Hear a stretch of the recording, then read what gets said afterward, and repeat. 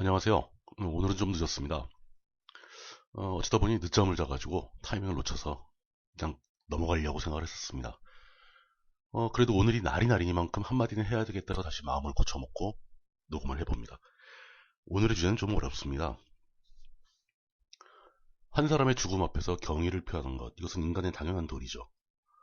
하지만 오히려 죽음조차 조롱거리로 삼아도 될 만한 인간이 존재할 수 있는가?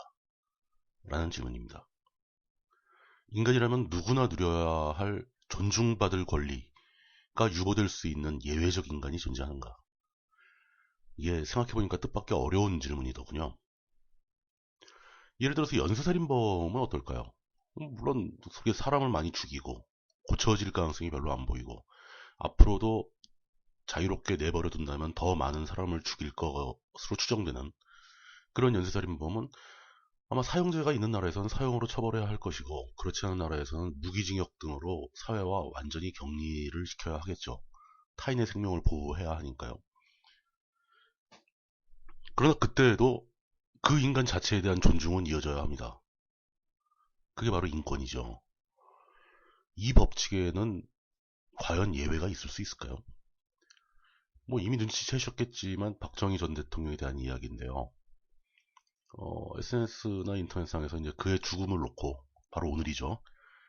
탕탕절이라고 부르며 뭐 탕수육을 먹어야 한다. 뭐 낙지 탕탕이를 먹어야 한다. 뭐 이런 식으로 개그의 소재로 삼거나 또 그가 암살당하던 장면을 희화화하면서 비웃는다거나 그런 행위가 정당한 것인가에 대한 고민이었습니다.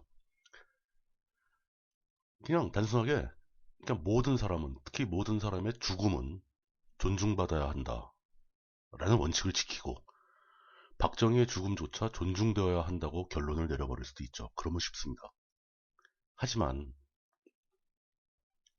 박정희와 그의 권력을 중심으로 모여든 무리들이 빼앗아간 너무나 많은 죽음들이 떠오릅니다. 죽음뿐 아니라 국가사회 전체를 뒤덮고 있던 그 암울한 공포의 두께가 또 떠올랐죠. 박정희의 부당한 권력에 저항하기 위해 목숨을 버린 사람들의 죽음, 그 수많은 죽음들에 그들은 아무도 경의를 표하지 않았습니다. 심지어 알려진 죽음보다 알려지지 않은 죽음들이 더 많았습니다. 죽은 자들의 가족들에게는 침묵이 강요되었고 수많은 죽음들은 단순 실종, 행불, 심지어 월북으로 처리되었고 가족들은 어디 가서 하소연 한마디 못하던 시절이었죠. 이런 총체적인 부조리를 연출한 그 민주공화국의 정통성 있는 권력을 군사력으로 무력으로 찬탈하고 무려 18년 동안이나 자신만의 왕국을 만들어버린 그런 독재를 자행한 독재자의 죽음 앞에 단순히 모든 인간은 존중되어야 한다는 원칙을 지키겠다는 이유로 마음에 없는 경의를 표하는 것이 옳은 일일까? 과연 옳은 일일까? 라는 생각이 들었습니다. 저는 도저히 그럴 수 없더군요. 그러니까 제 본능이 허락치 않는 겁니다. 단순하고 아주 원시적인 복수심일지도 모르겠습니다. 눈에는 눈, 이에는 이. 하무라비 법전이죠. 뭐 그런 것처럼 죽음에는 죽음으로 죄값을 치러야 한다. 뭐 이런 고대의 율법일 수도 있고요.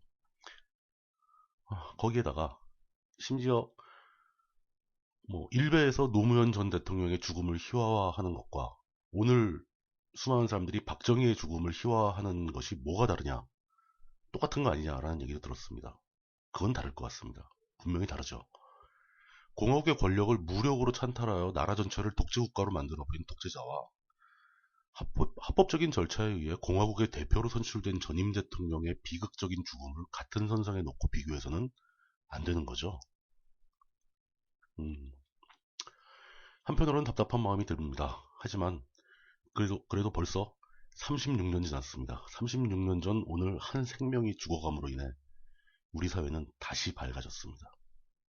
물론 이제 또 금방 다시 어두워지긴 했지만 그렇다 하더라도 저는 오늘을 축하할 생각입니다. 한 사람의 죽음 앞에 경의를 표하지는 못할지언정 축하를 하냐고 인간의 도리를 어긴다고 비난을 한다면 그냥 감수하겠습니다. 2015년 10월 26일 경축할 만한 날에 물뚝 채널이었습니다. 감사합니다.